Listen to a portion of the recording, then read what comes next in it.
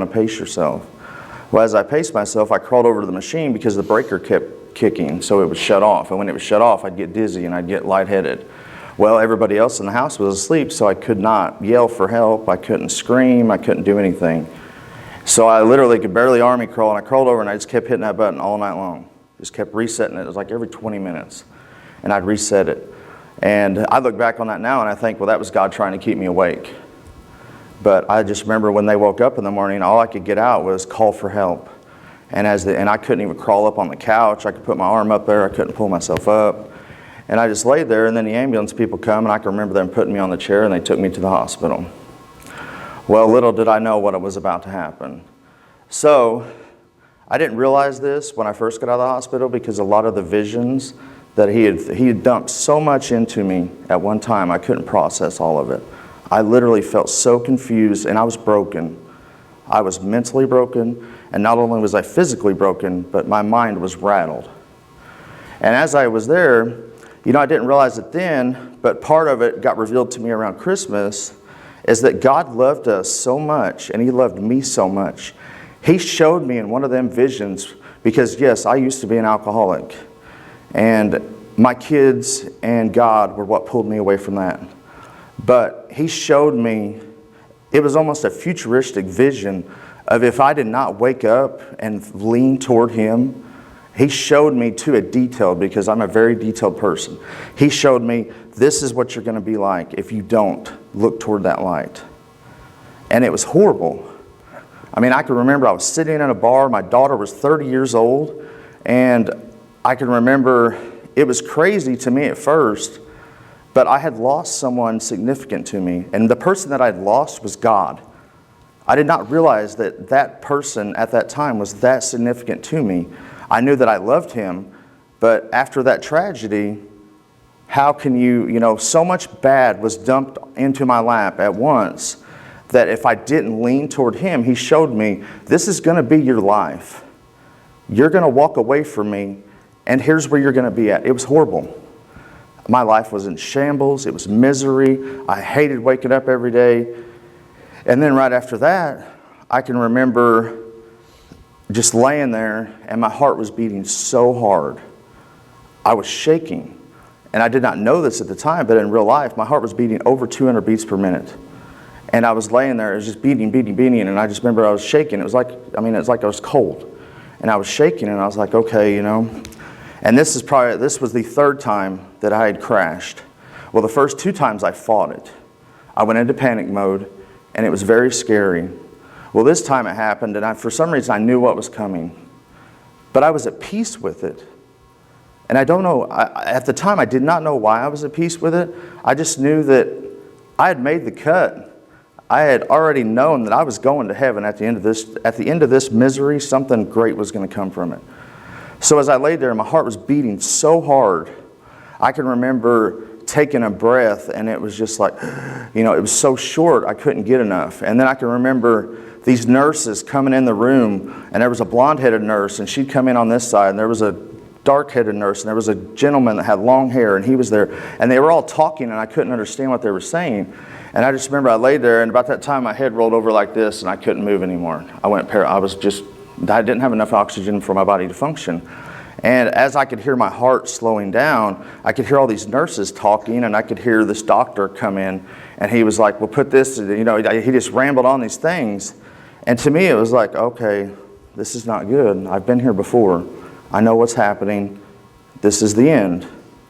And as I heard my heart start to slow down, I took another breath, and each breath got shorter and shorter and shorter, until it was like you went to take one and you gasped for another one. But nothing happened. You gasped for that breath and you couldn't reach it. And it was like you were running uphill and you didn't have another step. And then I remember my heart went from going boom to do-do, do-do. And the doctor said that was defib. And I can remember him saying that word in there. And as I laid there, it stopped. And for what me felt like an eternity, I just remember looking around, and the only thing I could think of was, I'm sorry, kids. I fought as hard as I could, and I'm sorry, but I can't do it anymore. My body just won't let me. And at that point, I was so sad, but I was so at peace, because at the end of the day, They're going to be taken care of. I'm going to be taken care of. This is just another step. Well, lo and behold, as you start to close out, the room closes like this, and then it goes dark. It starts from the outside and it comes in. And then I wake up, and I'm in a big green grass field, and it's a green I've never seen before. I couldn't even describe it to y'all. And it was awesome. And as I looked up, there were these gates, and they were so shiny, you couldn't even focus your eyes on them. I mean, you just looked at it, and like, you did the whole turn your head this way, maybe I can get a better view. Maybe if I go over here, I can get a better view. And then you just keep looking up, and you can't look high enough to see the top of them. And they were just so shiny, and something, apparently I had cut my hand off with the sawmill, so I was like, okay, I'm just going to walk on through, So I walked on through, and as I walked on, just the landscape, I guess is the right way to put it, was so significant. The corn stalks were a shape of corn I've never seen. And as I walked, there were these people there, and they would just say, hey, how are you? I'm glad you made it. I'm glad you made it. You're here. You're here. And I just kept walking, and I'm like, what's going on? In my mind, it's like, it felt like a revolving, or a wheel spinning the whole time. Where am I at? What's going on? What did I do? And as I walked, I come upon this hospital, and it reminded me of a hospital when I was a little kid I went to. And it was long and rectangular, and above each window had a lounge light that it was like a yellow brightness would shine down on it. And it had the half moon circle drive that came out to the road with the guard shack and an awning that come out. And as I walked into that, I walked in, and the lady says, welcome to Heavenly Hospital. And I was like, uh-oh. I was like, what? I couldn't even gather what had happened. And as I sit there, I said, I need some help. Well, I walked over there, and I sit down, and this doctor comes out, and he rubs this stuff on my hand, and it's better. And I look down, and my arms are clear all the way down. And some of my legs are clear, and I could take my hand, and I could go through a table almost like a ghost. And as I sit there, I remember looking out the window and just looking, and it was like these mountains were so pretty. And then I got up, and I walked around, and I walked into this room, and it was all like a clear glass. And there was an elevator, and it had a light. And when it come down, there would be a gentleman that had his hair slicked back, a mustache, and had 2 rows of buttons that come down his shirt like this, gray pants, black shoes, and he would push this bed off, and people would get on, and they would go back up this elevator, and then you would hear this sound. And it was a beautiful sound. I don't know if you'd call it an orchestra sound, a trumpet, or anything. It just, you knew something happy had happened. So as I sit there, I can remember the sun setting and going up and down twice. And I remember, as I was doing this, my arms slowly started to appear more and more. Like I was getting, I could start seeing and I could touch it. It wasn't a ghost anymore. And as I laid there in that chair, I just remember thinking, what's going on, And then all of a sudden I heard this man leaning up against a table like this, and he was crying. And I got up and went over there, and I was like, hey, you okay? Well, he couldn't hear me. And then I heard this little girl walk by, and she goes, Daddy, what are we doing? Why are you crying? And he goes, honey, we had a car wreck, and I don't think we made it. Well, then the elevator comes down, and they get on it, and they go, and you hear the sound, they never come back. So I laid there, and I was like, okay, what's going on here? I still, I kind of knew where I was, but I didn't really wrap my head around what was going on. And then I looked down, and all that was left was my hands. All that I had left for my hands to be there. And when he come down, I remember I got up and walked over, and I said, hey, man, what's going on here? Where are you taking these people? And he goes, here. He goes, I take them before the throne of God. And I was like, oh. I was like, oh, I'm here. And I said, well, what exactly? And he goes, here, and he reached out and touched me. And all of a sudden, I'm standing in a room, and it's all white. It's not like white, like shiny white. It's just white. And there was the shadow of a big throne, and there was someone sitting in it, and then there was it almost reminded me of a podium sitting in front of it, and he would get up, take his hand and run it down it like this, and then he would talk into a form you couldn't understand. And then he would say, come on home, and then you would hear that sound. And the next thing you know, I'm standing back in front of this guy at the elevator, and then all of a sudden I'm standing over my body in the hospital room. And these nurses are in there, and I'm looking at myself with all these tubes hanging out me, all these IVs coming out of my arm here and out of my chest and everything, and I'm like, man, just let go. We made it. We have made it. Come on, man, just let go. Everything is so much better here. Do not, you're fighting for nothing. When at the end of the day, you're going to be here. Just let go. And about that time, I'm standing at the elevator, and I felt this energy in me that was unbelievable. And I looked down, and I was all there. And I heard him come down, and he said, "You ready to go?" And I said, "Yes, let's go." And I got on the bed, and he pushed me in the elevator, and then he stops, and he says, "No, it's not your time."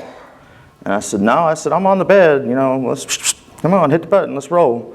And he's like, "No," he said, "You're not ready, they're still trying to save you." And I said, "What do you mean they're trying to save me?" He said, "It's not your time yet." And I said, "No," I said, "I'm on the elevator, I lit up, I feel it, let's go." And he said, "No." So I get off of it, and as I get off the bed, I'm sitting there and I froze. I could not move to save my life. And I heard someone talking to me, and it was a voice, and normally when you hear a voice, you're trying to see where it's coming from. And I tried to turn, and I couldn't see, and the voice said, "It's not your time yet, I have bigger plans for you. It's time for you to leave, walk out the way you came." And I was like, looking around, and then he repeated it, he said it again. So I could move again, and I turned around, couldn't see nothing, so I started walking.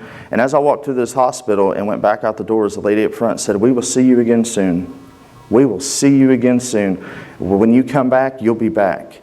And I was like, okay. And as I walked out of the hospital, at that point, I was like, man, I got to see everything I can see before I leave, because this is awesome. And as I walked out of the hospital, I looked over to my left, and it was just houses and just scenery that if I could draw, I'd never stop drawing. And then I look over to my right, and there's this big play set. And it was a play set that I don't think any of us could ever build. And the best way to explain it was there were kids of all ages playing on this play set. And then out of nowhere, this lady comes walking around the back of it with a child in this arm and holding the hand of another one, and she's walking. And I looked, and then I looked again, and I go, "Mom?" And she goes, "Hey, just communicate." We were communicating. And I said, "What are you doing?" She goes, "Well, this is what I do now. This is my new job. I'm here to take care of all the children whose parents haven't made it to heaven yet." And I go, "What are you talking about?" And she said, "Everything's going to be okay, I promise." And I said, "What are you talking about, Mom?" And she goes, "Everything will be okay, I promise, and it will be revealed to you soon enough." And then I heard that voice again say, "It's time to go, walk out the way you came, and I'm not done with you yet." And I was like, all right, So I walked, and I walked, and I walked, and it felt like I walked forever. And I remember I went through these shiny gates, and of course I stopped and had to check them out again and see what they were. And they were so bright that my eyes hurt. It felt like I was looking at a welding rod again. And as I walked, next thing I know, I'm waking up. And at that point, I was so scared, because when I woke up, I could move my neck, and I could twitch my fingers. That was it. I could not move anything else. And instantly I was like, oh boy, this is bad. Why can't I move? What's going on here? And then, the people come in, and then I fell asleep, and I was like, man. And then I woke up again, and my father is sitting here, and he's crying. And my dad does not cry. I could probably tell you 2 times I've ever seen my father cry, and I'm sure Mr. Spence can tell you the same thing. I've never seen him cry very often. And he's sitting there bawling his eyes out, and I'm like, I can't say nothing, because I had this hole in my throat, and you can't speak. You can try all you want, but nothing comes out. And I just remember he goes, look, he said, I have to tell you something. And of course I'm saying, you're freaking me out, And he goes, you can hate me, you can punch me, you can scream at me, you can never talk to me again, you can do whatever it takes you to make you feel okay with what I'm about to tell you. And he said, your mom passed away while you're on the ventilator. And to me, I go, no. I was like, I just seen her. I just had a conversation with her. And he just said, we tried to get you there. You weren't stable enough. You weren't ready to be moved. We couldn't get you to the funeral. And I was like, okay. Well, then they shipped me to St. Louis. And I rode on this ambulance. And I got to St. Louis, and I was in this hospital room. And for 2.5 days, I laid there and stared at a clock like that one back on the wall, with no TV, no noise, and all I heard was tick and tick and tick. I could hear that clock ticking. And of course, I couldn't move. I just laid there like this with my head to the side. And I just remember I could twitch my fingers, and I was like, of course me, I like to crack jokes about things. So for a second, I was in a very dark place at that moment. because I had no clue what was going on. I mean, I was so out of what was going on. I didn't even really register what had just happened to me while I was in that coma.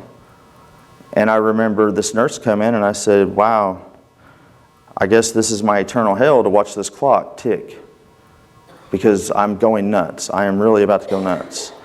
And the nurses have to lip read you, so try to communicate with people by them lip reading you. You can't write nothing, you can blink, but that's about it. And she comes in and brings this little fan, and it isolates. It's about this big.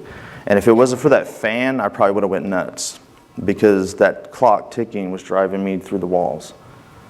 And as I laid there, I just remember my dad would come see me, and he would try to talk to me, but I couldn't say nothing back. And all I wanted to say was, it's going to be okay. And he was in shambles already, because before I woke up, they were at my mom's funeral, and the doctors called him and said, he just took a turn for the worst. He's not going to make it.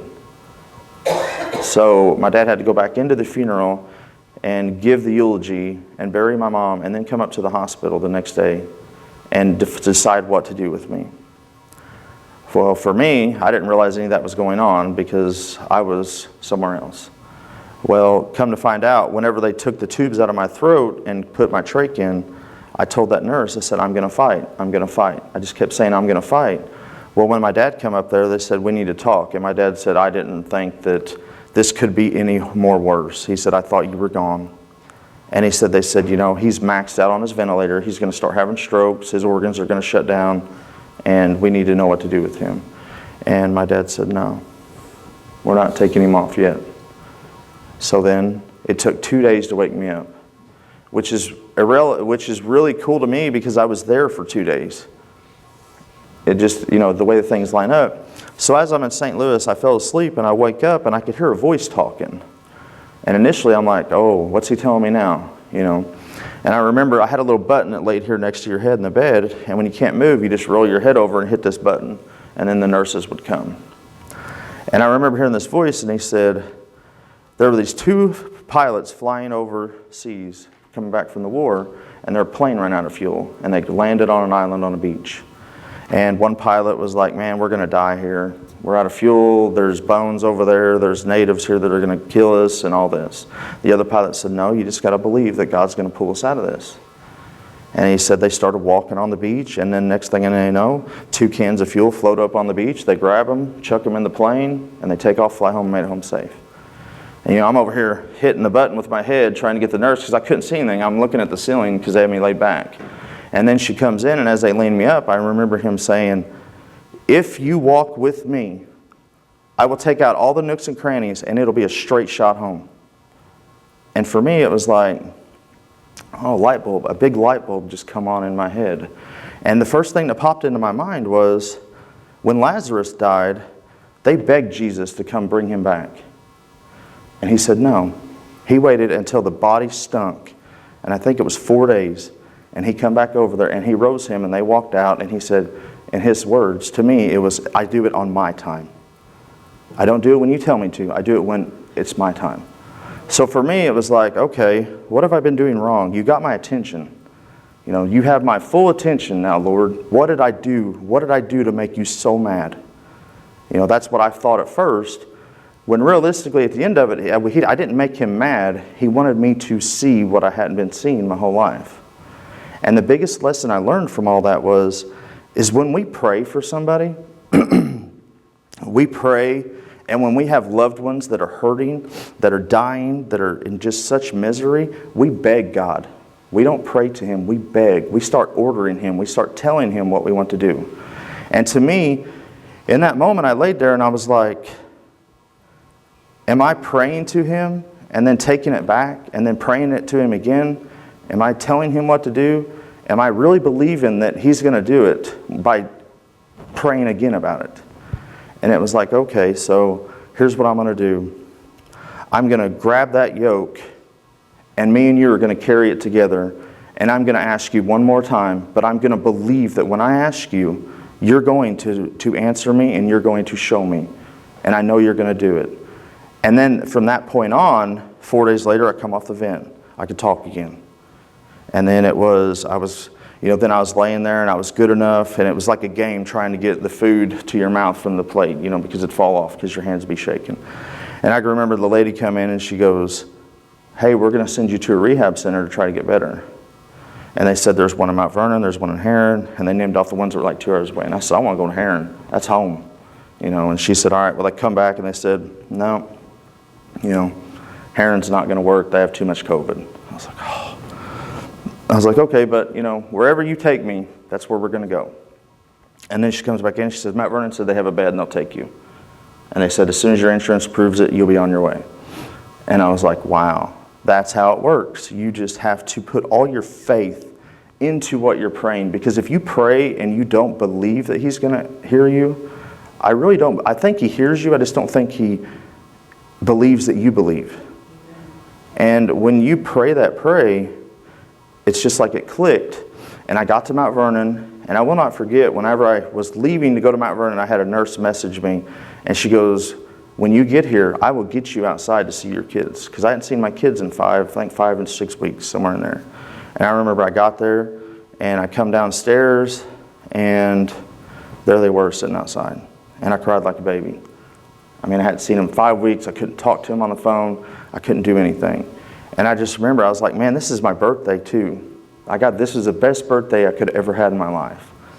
And I just remember I was sitting there. Well, when I got to the hospital that night, it was on September 1st, this doctor comes walking up to me and he goes, you could just tell by his face. And I said, "All right, let me have it. What is it?" And he goes, he said, "You're probably one of the worst I've ever seen come here."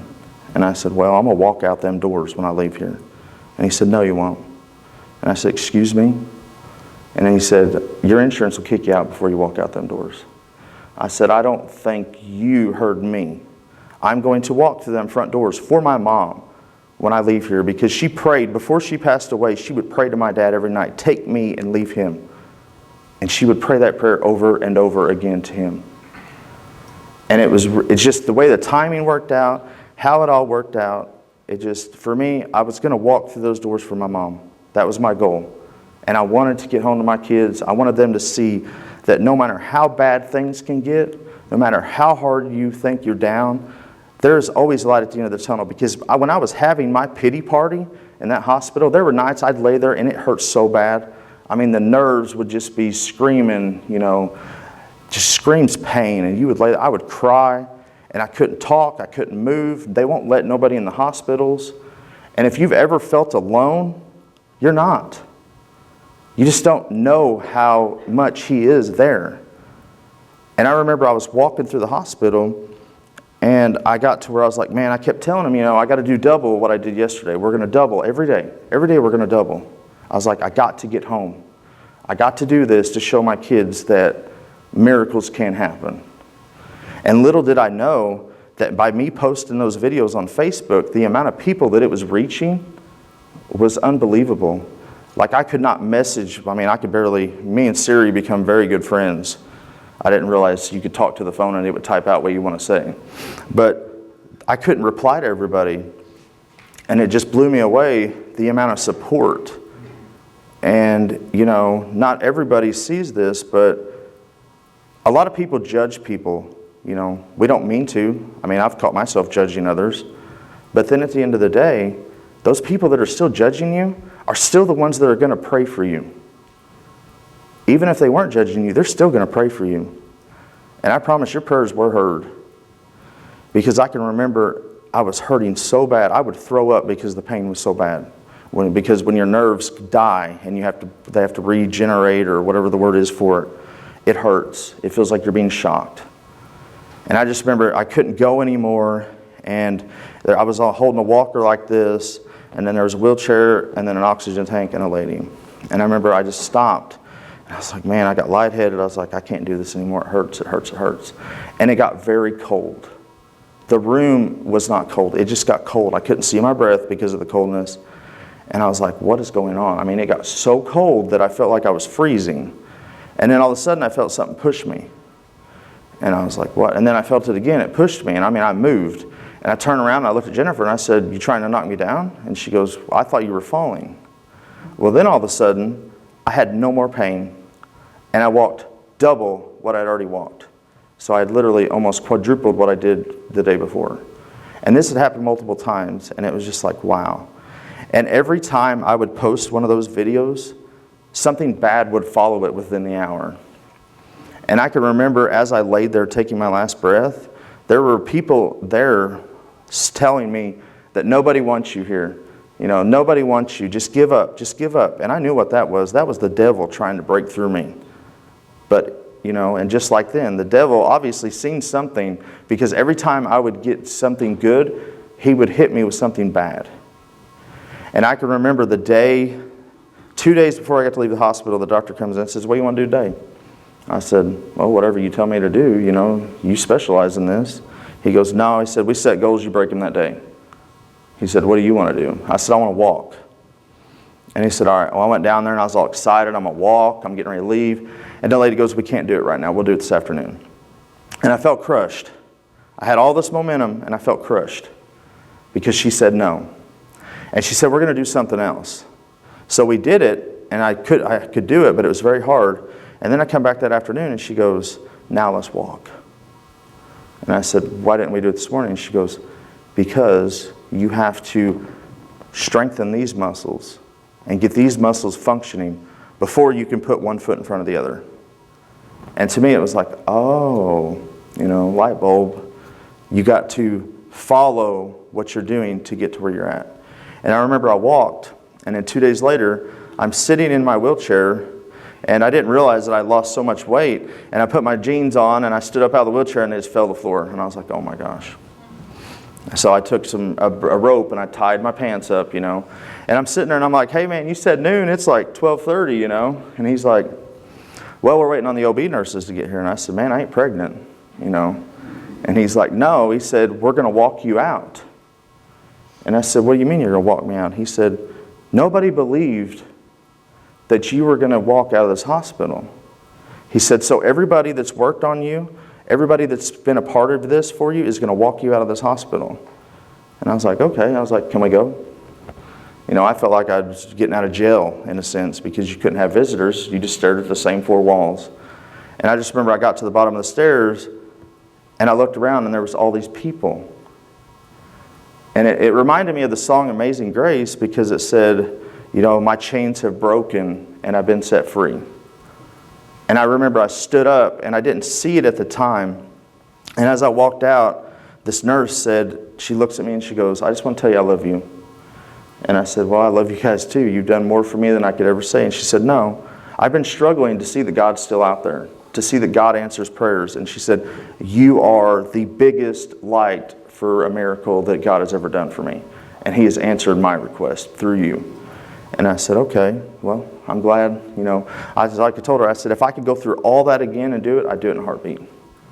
Because the hope, when I got out of the hospital, the hope that I would see in people's faces when I would see them was astronomical. I mean, it was just like, they couldn't even talk to me at first. They would just light up, like the whole room would light up with their face because they were so happy. And that's the joy that God will give you. And it stinks that it takes a tragedy, but God can work miracles through tragedies. And I can just remember sitting there. Well, when I got out, Tammy Wells and Mark Wells come and seen me. And she told me, she said, "I want you to look at that video again when you walked out of that hospital." I said, "Oh," I said, "I remember it every day." And she goes, "No," she goes, "Look around and remember what you've seen." And I go, "Okay." So I looked around, and all I seen were people crying and smiling. And I just remember looking around, and there was all these nurses, and come to find out there was 28 of them there. And they were all crying for happiness. And she said, "When have you ever seen someone cry for happiness? That many people in one spot at that time cry." And I said, "Never. I can't think of one time I've ever seen that many people cry for happiness." And she said, "That is what God has done through you." She said, "God can make tears of joy from anybody, but He does it through people." And do I know what part of heaven I was in? Gosh, no, I don't have a clue. But to me, it's like there's more than one part. Then that's amazing. And I'm like, to me, I would love to go back. I kind of feel bad that I was willing to leave my kids to go there, in a sense, as a father, but it was so amazing that I didn't want to leave. And I can just remember when I got out of the hospital, everything just kept falling in place over and over and over again. And it just still to today blows my mind that we can turn our backs on Him and He's still going to come crawling right back to us and say, I'm here. I haven't left you. So if anybody is in here is not saved, I really recommend you do it, because where we're going after this life is absolutely amazing. And if you are saved, let's just keep trucking on and keep getting more people to come home. And that's all I got, guys.